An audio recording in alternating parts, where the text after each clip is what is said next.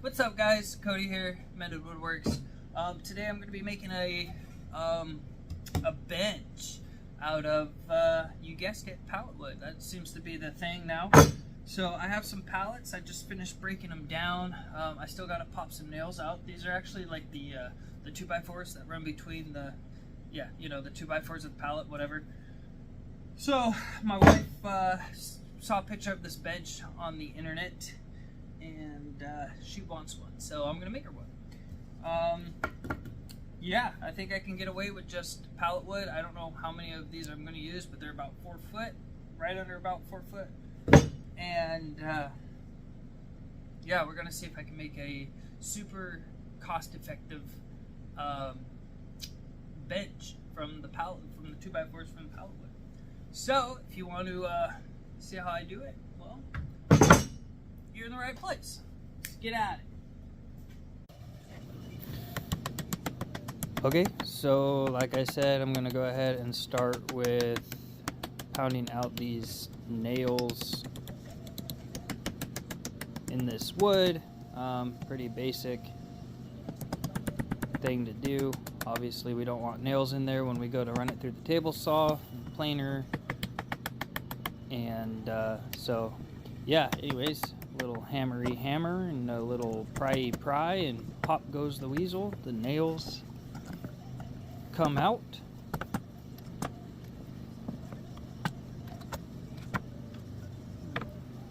The whole reason I had to hammer wasn't working, so I opted for the flat bar and got the nail stuck in the bench there. That was smart. So as you can tell, having some issues with that one. These nails kind of suck, especially when they get them in a knot like that. They have the little twist in the nail, and they're pretty grippy. So it takes a little motivation to get them out, but we end up getting them out, no problem. So looks like we're going over to the table saw. We're going to start ripping them down. I'm going to get a nice clean edge on one side there. And looks like the breaker on the table saw kept popping. I was trying to figure that out. The table saw is came with the shock that currently in. So can't really complain there. It is kind of temperamental, underpowered, and pretty beat up, but she gets the job done. So yeah, it looks like we're just taking that one side off, taking that rounded edge out, getting a nice clean side on there. Now, I don't remember where I brought it to, but I'm going to say probably about 3 inches from the looks of it. And we're just cutting these down.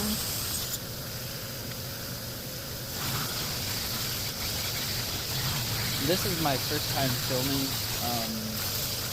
any kind of woodworking, so the camera angles and anything like that is going to be off in this video. I'm still learning how to do woodworking, also learning how to film well. So I don't know what happened, but some of the videos you see, or some of the clips you're going to see, kind of seem like they're cut off. I don't know if the camera was cutting out or what. You can see I'm producing a lot of dust in the back of this table saw. It's just wide open. The motor's hanging out, and you can see there's kind of a piece of plywood down there, but it doesn't do much. My next big purchase I think I'm going to do is, one, get a better table saw. That's another one. Give me some dust off for sure on the shop. Okay, so here we are, my most recent purchase. Can't even talk. My recent purchase was this rigid planer. Pretty nice. Got it hot. So yeah, anyways, we're taking the boards we just got ripped down. Get all that nastiness off each side. And this is one of the main reasons why we went through and made sure that there was no nails in there at all. So now We are at the miter saw. Looks like we're just going for it, starting to trim stuff down to length. On these, the bench is going to be, I think, around 18 inches high. So what we're doing is we're cutting some legs at 18 inches and then some at 18 minus 3. So about 15 inches on those. Then we're going to stagger them when we assemble them. Sanding. Lots of sanding on these. So the planer did a pretty good job on getting that face nice and clean, and the table saw does all right too. So we're just going to go through and work down the grit. I think we start with an 80, and then we're going to go back through and hit them with a 120, just to make sure everything's kind of nice to the touch,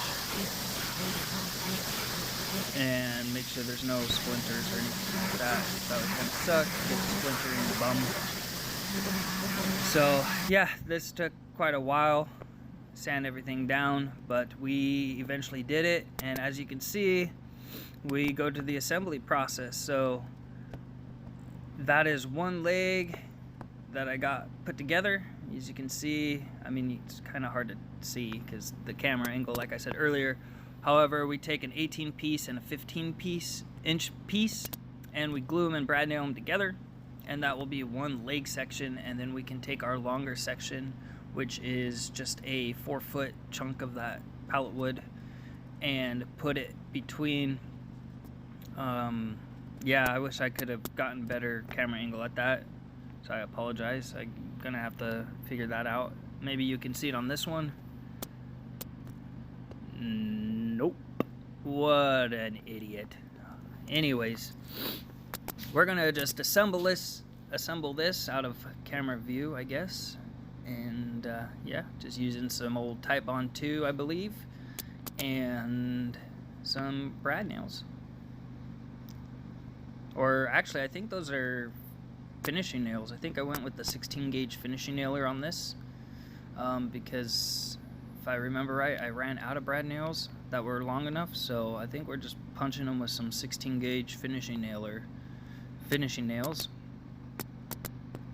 But either way, they are getting glued and nailed together.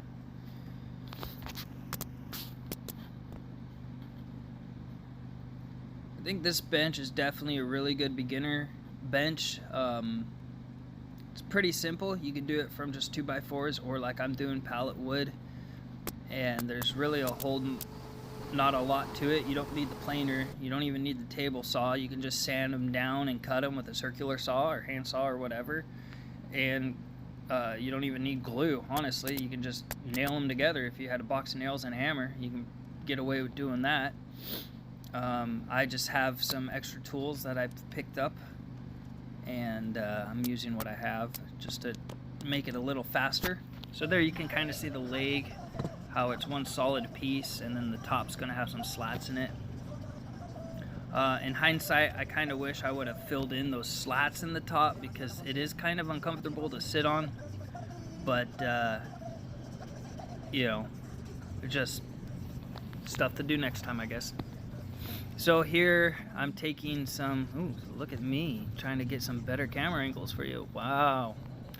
So anyways, I got this glue gun, and I'm squeezing some hot glue into these cracks, these big voids in here, trying to just fill them in a little bit. You know, pallet wood is very characteristic, and there's going to be a lot of voids and holes and cracks and stuff. So I'm just trying to make it one all on one plane by filling these in. So I just heat it up, squirt it in there, and then I use that piece of block, I don't know, steel or aluminum, whatever it is, just to kind of press it down in those crevices. And then I'm going back with this cheap and dull chisel, trying to cut off the excess there. And yeah,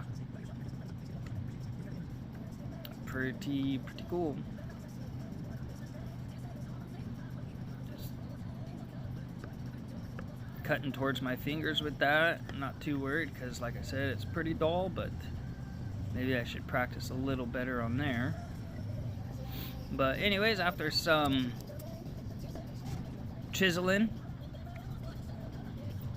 we filled in some gaps. So I think the next thing we're gonna do is hit it with some sandpaper and get everything worked down. Yeah, look at that. I'm psychic.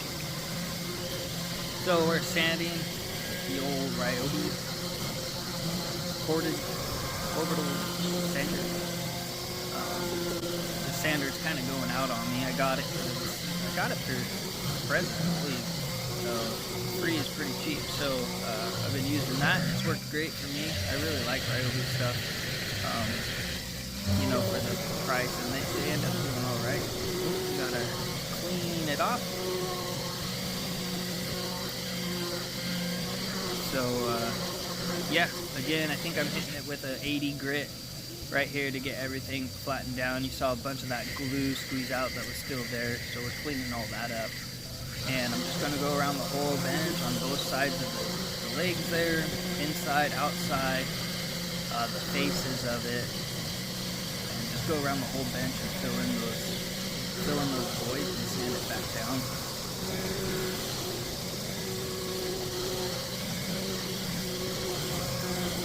And again, sanding takes forever. If you guys got an idea on a better sander, because I am looking for a better sander, kind of still a budget sander, feel free to leave me a comment, because that Ryobi it's all right, but it could be better. Okay, so looks like now we got, what is that, pre-stain? I'm guessing it's a pre-stain conditioner. This is pine, so and it is pallet wood, and I've noticed on some pallet woods, you know, they're all different, you know, they don't come from the same tree and they're not from the same area, blah blah blah. So the color varies when you go to stain them, and if you're going for that variation, that color variation on them, then you know, it's a really cool look. However, I'm trying to make this look as unison as possible because it is one bench. So it looks like I fast forward, got the pre-stain done, and this looks like stain. And yeah, so we're gonna hit it with some early American stain, Minwax, I think it is. Or I don't know what brand it is, honestly, but I think the color is early American, and boom, just like that, we got her stained up. Except for the insides, it looks like we're gonna just go around and put a nice even coat of stain in those slats there.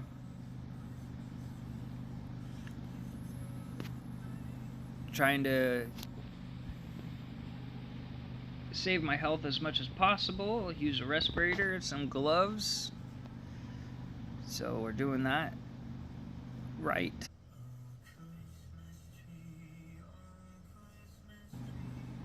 And yeah, I think it's gonna come out. I think early American stain and pine is just like your go-to for this modern farmhouse or just farmhouse kind of look, you know. It's pretty good, and there you go, guys. Finished product, all said and done. We hit it with some poly, and yeah. Alright guys, and there we have it. We have a cool little bench made from some pallets. Yeah, I don't know what else to say, but if you liked the video, you can hit subscribe so you can check out some more. Thanks for watching.